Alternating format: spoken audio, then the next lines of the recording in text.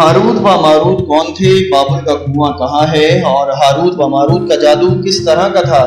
یہ وہ پر اسرار سوالات ہیں جن کے جوابات بہت ہیں اور لکھنے والوں نے بھی بہت کچھ لکھا ہے، لیکن ان کے قصے کہانیوں میں حقیقت کو تلاش کرنا گہرے سمندر سے موتی نکالنے کے برابر ہے۔ ہاروت و ماروت کے متعلق بنیادی طور پر دو طرح کی روایتیں ملتی ہیں، ایک وہ جو قرآن و حدیث اور تابعین کے اقوال میں موجود ہیں، اور دوسری وہ جو توریت، انجیل اور اسرائیلی روایتوں میں آتی ہیں، جبکہ ان اسرائیلی روایتوں کو بیشتر علماء اور مورخین نے تائید کی ہے۔ اس ویڈیو میں دونوں طرح کی روایتوں اور واقعات کو مکمل پیش کریں گے۔ روایتوں کے مطابق حضرت ادریس علیہ السلام کے زمانے میں ایک مرتبہ آسمان اور زمین کے درمیان سے پردوں کو ہٹا دیا گیا تو فرشتوں نے زمین میں آباد انسانوں کو دیکھ کر تعجب کیا اور بولے، یا رب العالمین، ہم تو گناہ کے قریب بھی نہیں جاتے، جبکہ یہ بنی آدم گناہوں میں اتنے مبتلا ہیں۔ اگر ہم ان کی جگہ ہوتے تو کبھی تیری نافرمانی نہ کرتے۔ اللہ نے ارشاد فرمایا کہ انسانوں کو غصہ اور شہوت دی گئی ہے، اگر یہ چیزیں تمہیں دی جائیں تو تم بھی اسی طرح گناہ میں ملوث ہو جاؤ گے، لیکن فرشتوں نے کہا ہم ایسا ہرگز نہ کریں گے۔ لہٰذا اللہ کے حکم سے فرشتوں نے اپنی جماعت میں سے دو بہترین اور اطاعت گزار فرشتوں کو چن لیا جن کا نام ہاروت اور ماروت تھا۔ اللہ نے ان دو فرشتوں میں انسانی فطرت اور شہوت ڈال کر دنیا میں بھیجا۔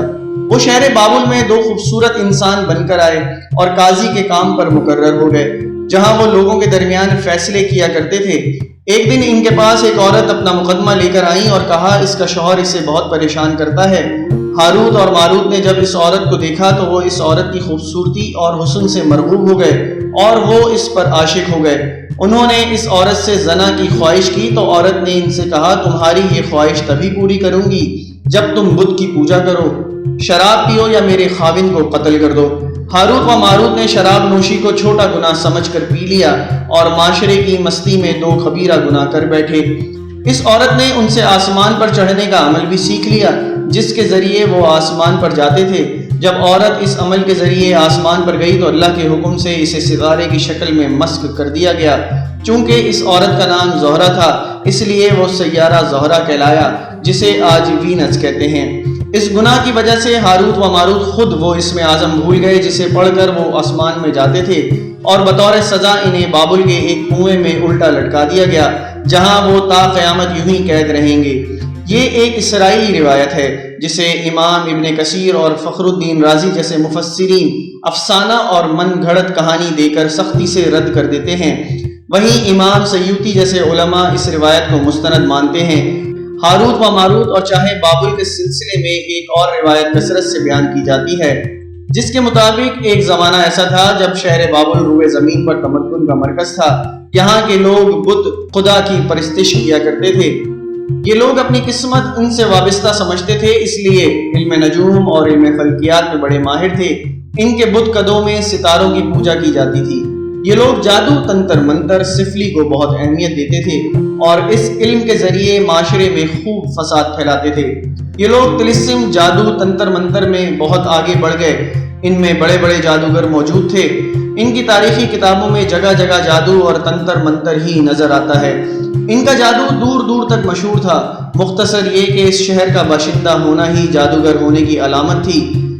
جب حضرت سلیمان علیہ السلام کی حکومت آئی تو آپ نے ان لوگوں کو اس شرکیہ عمل سے روکا اور ان کی سحر اور جادو کی کتابوں کو ایک جگہ جمع کر کے اپنی عظیم کرسی کے نیچے دفن کر دیا تاکہ اس فتنہ انگیز علم کا جڑ سے خاتمہ ہو جائے۔ جب سلیمان علیہ السلام کی وفات ہوئی تو شیطان نے ان کتابوں کو دوبارہ کھود کر نکالا اور لوگوں سے کہا کہ سلیمان پیغمبر نہیں تھا بلکہ ان کتابوں کے ذریعے حکومت کیا کرتا تھا، لہٰذا ہوا میں اڑنا، جنات پر قابو پانا اور سلیمان علیہ السلام کے غیر معمولی معاملات دراصل جادو اور سفلی کا عمل تھا۔ بنی اسرائیل نے اس کی پیروی بھی کی اور ان کتابوں کو پڑھنا شروع کر دیا، لہٰذا دوبارہ یہ شر انگیز علم اس قوم میں سرایت کر گئی۔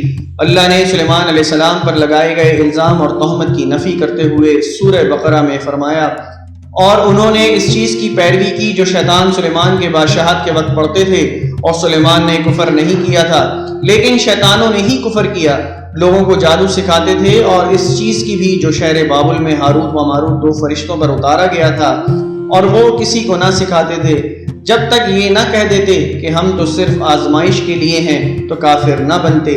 لہٰذا جب یہ سحر کا علم بابل میں عام ہو گیا اور لوگوں کی تکلیف اور پریشانی کا باعث بن گیا، تو اللہ نے 2 فرشتوں کو انسانی صورت میں مامور کیا کہ وہ جادو کے عوامل اور اسے باطل کرنے کا طریقہ لوگوں کو سکھائیں تاکہ وہ جادوگروں کے فساد اور شر سے محفوظ رہ سکیں۔ لیکن یہ تعلیمات غلط مقصد کے لیے بھی استعمال ہو سکتی تھی، حالانکہ وہ فرشتے لوگوں کو تنبیہ کرتے تھے اور ان کے لیے صراحتاً کہتے تھے کہ یہ تمہارے لیے ایک طرح کی آزمائش ہے، لیکن پھر بھی وہ لوگ ایسے کاموں میں پڑ گئے جو لوگوں کے لیے ضرر اور نقصان کا باعث تھا۔ بعض عربی داستانوں میں اس کنویں کا ذکر بھی ملتا ہے جہاں کئی لوگ پہنچے اور ہاروت و ماروت سے ملاقات کر کے جادو کا علم بھی سیکھا، جبکہ بعض مورخین کا کہنا ہے کہ عراق کے شہر حلہ کے قریب ایک کھنڈر میں موجود قدیم کنواں ہے جہاں سے بابل کی سرد شروع ہوتی تھی۔ یہ اس کنویں کو ہی جائے بابل قرار دیتے ہیں۔ بہرحال اس واقعے سے یہ سبق ملتا ہے سفلی اور جادو ایک شرکیہ عمل ہے، مگر یہ کہ اس کا استعمال فساد اور شر پسندی کے خاتمے کے لیے کیا جائے۔ آپ کو ہماری یہ ویڈیو پسند آئی ہو تو کمنٹ سیکشن میں اپنی قیمتی آراء کا اظہار ضرور کیجیے گا۔ مزید ایسی ویڈیوز دیکھنے کے لیے ہمارا چینل ضرور سبسکرائب کیجیے اور ساتھ میں دیے گئے بیل آئیکن کا بٹن دبا کر نوٹیفیکیشن کو آل پر کر دیجیے تاکہ آنے والی مزید ویڈیوز آپ تک پہنچ سکیں۔ شکریہ۔